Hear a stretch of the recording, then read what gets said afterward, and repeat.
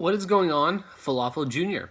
I first off want to apologize for the tardiness of this video. I have taken quite a long time to get this one posted. I'm sure most of you won't even watch it before the games tomorrow or,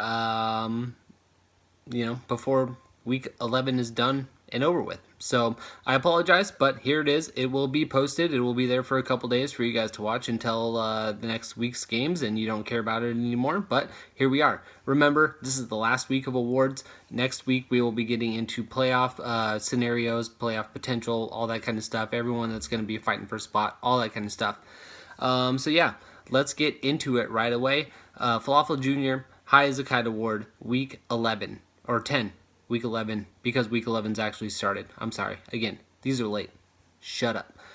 High as a Kite for week 10 goes to Mr. Meeseeks, 125.5 points. I'm sure he is very eager to see these videos. I know he's been asking me where they are. Big Ben, Mark Ingram, Michael Thomas, and Adam Thielen, they combined for 91.8 points. That is 73% of your production this week, Tony. And yeah, you have come back in a big way ever since you had a meltdown mid-season. So that's awesome to see. Sloppy Squirrel Navarre, this one goes to Army Dan this week, 55.3 points.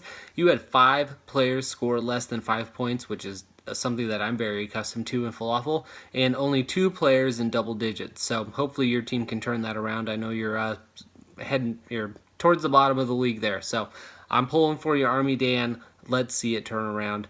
Who let you in? This one goes to Money Martins this week. 37-point victory over Trade Fantasy, whose team started out very hot at the beginning of the season, but has definitely underperformed lately. But I have faith. He's going to be just fine. He's going to make it. He's going to make a deep run. The baddest bench. This one goes to Hoog this week with 52.9 points. You had Ty Montgomery down there. You had Andy Dalton down there. Those guys made up the majority of your point total, but you are winning this award this week. Not supposed to be here today. 0 winners for this one this week. Most of the higher seeded teams won, or if a lower seeded team won, it was not within, the parameters of what I like to give out for this award. So no winners there. Tighter than a crab's vagina. This one goes to Jetty. 3.1 point victory over P. Dolo. So congratulations to you. You barely won. It's nice to win. I think. I don't know. I haven't done that in a little while. But yeah, Milk was a bad choice. We only have one winner here, and that one goes to P. Dolo this week. If you would have started Case Keenum over Marcus Mariota, you would have won your game last week, but unfortunately, you did not. And then the fucking Chuck Norris Award also goes to someone we've talked about quite recently, and that is P. Dolo as well. 111.8 points and did not win. You would have beaten 11 of your 13 potential opponents, and unfortunately, you still came away with the loss. So I'm sorry about that, sir.